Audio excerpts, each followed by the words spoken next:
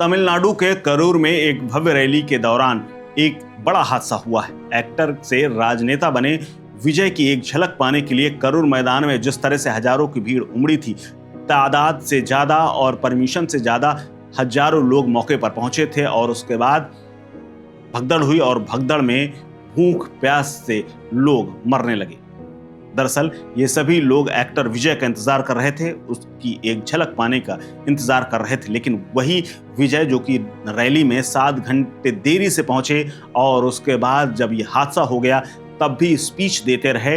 हादसे के बाद मुंह छिपा करके एयरपोर्ट से भागते हुए नजर आए, जिसको लेकर के अब कई सवाल खड़े हो रहे हैं और लोग सोशल मीडिया पर एक्टर विजय से लगातार न सिर्फ उनको ट्रोल कर रहे हैं बल्कि सवाल पूछ रहे हैं कि हादसा हो गया तो इतनी संवेदनहीनता विजय ने आकर क्यों दिखाई।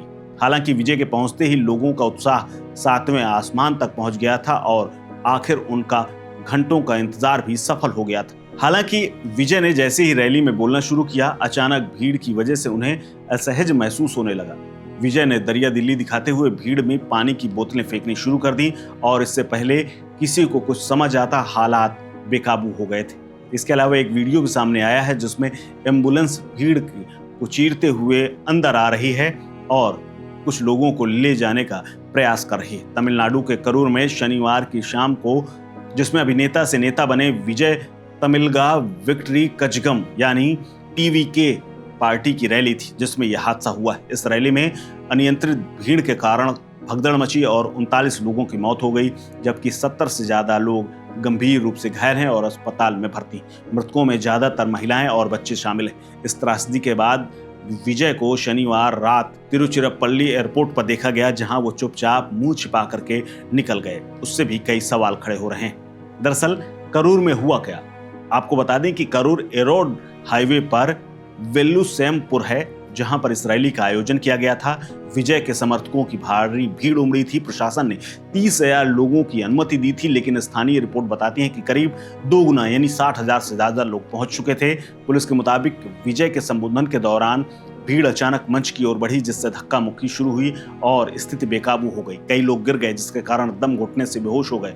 कुछ लोग कुचल गए। टीवी फुटेज से ये पता चलता है कि विजय को भाषण रोक करके पानी बांटते और भीड़ को शांति बनाए रखने की अपील करते हुए भी देखा गया है। हादसे की वजह अब पुलिस जांच कर रही। पुलिस बताती है कि भीड़ का अनुमान 10,000 ही था, लेकिन करीब 27,000 से 1 लाख लोग जुट गए। रैली में सुरक्षा की व्यवस्था पर्याप्त नहीं थी और भीड़ प्रबंधन की बेहद कमी थी, जिसकी वजह से ये हादसा हुआ। तमिलनाडु सरकार ने retired high court justice Aruna Jagadeesan की अध्यक्षता में एक जांच कमेटी का गठन किया है। केंद्रीय गृह मंत्रालय ने राज्य सरकार से बाकायदा विस्तृत रिपोर्ट मांगी है।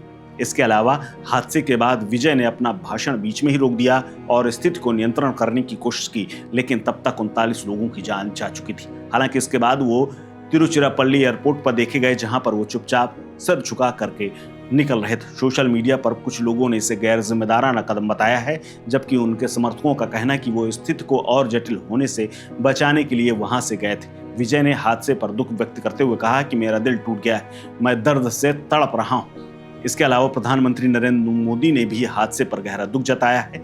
घायलों के शीघ्र स्वस्थ होने की कामना की है। राष्ट्रपति द्रौपदी मुर्मू ने, गृह मंत्री अमित शाह ने भी संवेदनाएं व्यक्त की है। इसके अलावा तमिलनाडु के मुख्यमंत्री एम.के. स्टालिन ने मौतों की पुष्टि कर दी है और प्रत्येक मृतक के परिवार को 10-10 लाख रुपए और गंभीर रूप से घायल को 1 लाख रुपए की सहायता देने की घोषणा की है। इस खबर में फिलहाल इतना ही। अपडेट्स के लिए बने रहिए वन इंडिया हिंदी के साथ। नमस्कार। Subscribe to One India and never miss an update. Download the One India app now.